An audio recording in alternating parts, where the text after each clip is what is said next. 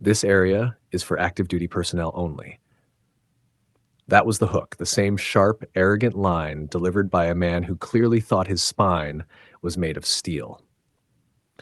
But before we even get into his foolishness, let me tell you a quick story within a story.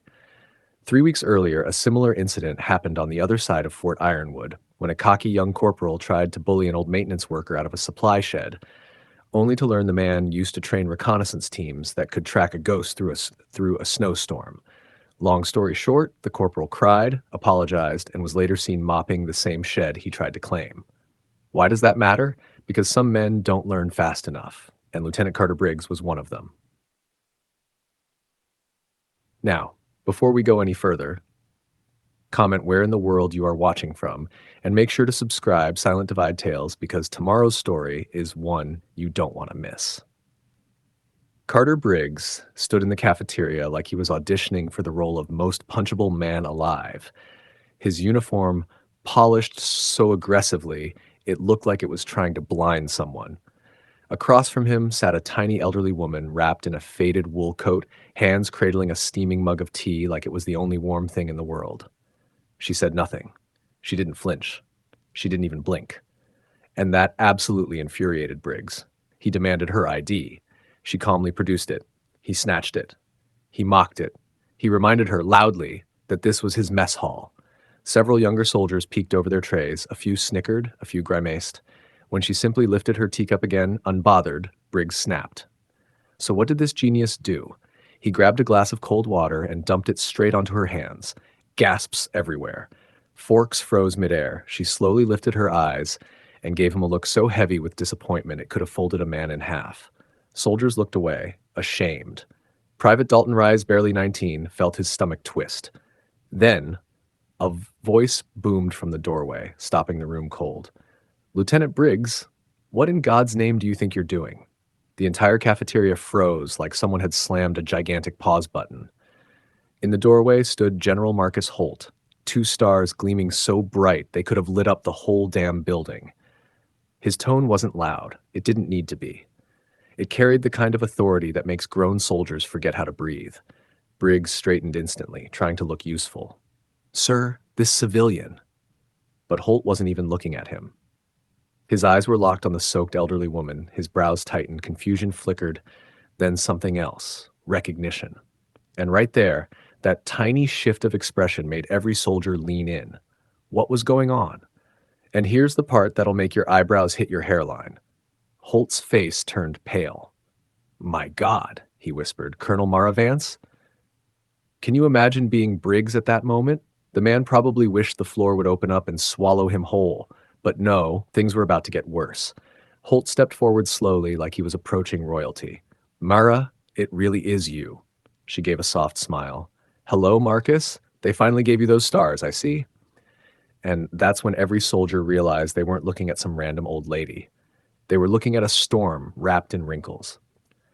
Holt's gaze slid to Briggs, and suddenly the entire room felt 20 degrees colder. Lieutenant, he said in a voice so calm it was terrifying, what exactly did you do? Briggs stammered, sputtered, tried everything short of fainting. But the general cut him off with a sharp gesture. Don't speak. Just listen. He turned to the room. Gentlemen, you're about to learn something you won't ever forget. He pointed at the woman. No, the legend, sitting quietly with her soaked coat dripping onto the floor. This is Colonel Maravance, U.S. Army, retired, one of the original Silent Phantoms before we formally had special operations teams. She completed missions so deep in the shadows her name didn't even reach classified records. A ripple went through the cafeteria. Even Rice's jaw hung open. And then Holt continued, dropping the kind of story that makes men rethink their entire lives. General Holt didn't raise his voice. He didn't need to. The weight of his words hit harder than any shout. In 1971, he began, Colonel Vance was stationed at a remote outpost deep in the Kaolan Ridge. Her listening post was about to be wiped off the map. 12 men doomed. She was 50 miles away with no backup, no radio link, and no orders to intervene. The entire room leaned forward. Even the fry cook stopped mid-scoop. Holt continued, eyes fixed on Briggs like he was narrating the downfall of a fool. She moved through the mountains alone. 3 days. No sleep, no support. She set traps, disrupted supply lines, and misled an entire battalion, nearly 900 enemy fighters, into chasing ghosts. Can you believe one woman pulled that off? But it got crazier. She saved all 12 men, Holt said, then walked out of the mountains 2 weeks later, still alone. Reyes swallowed hard. Someone whispered, "No way." But no one dared look away. And then Holt added, "She earned 3 silver stars, one for that rescue, one for dismantling an espionage network in Norchester, and the third, still classified, higher clearance than the president."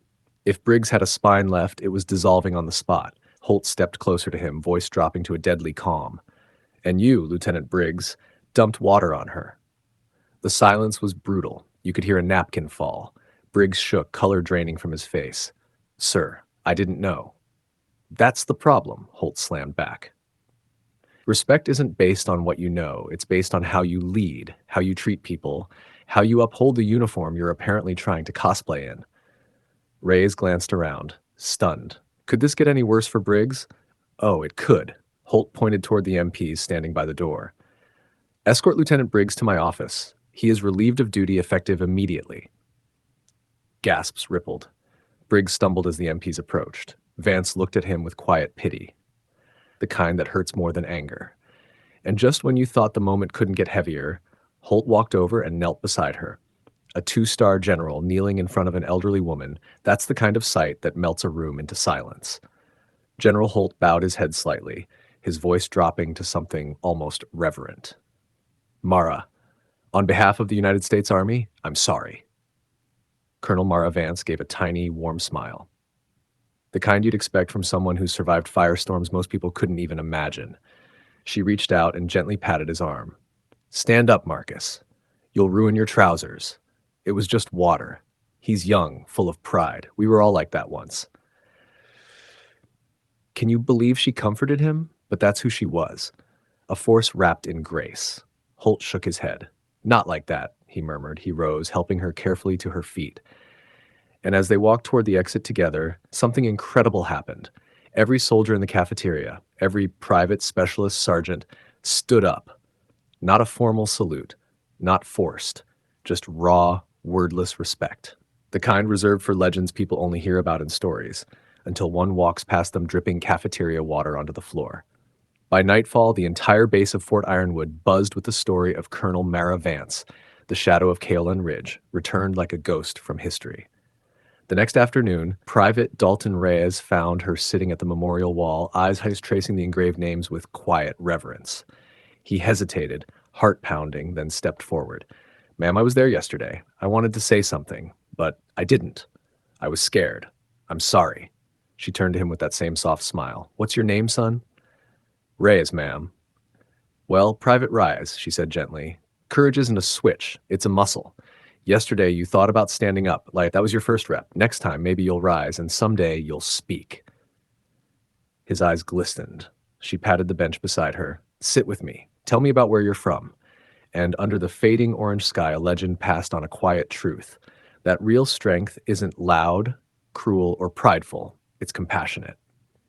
If you love this story, make sure you comment your location and subscribe to Silent Divide Tales, where legends live, lessons last, and tomorrow's truth is always worth hearing.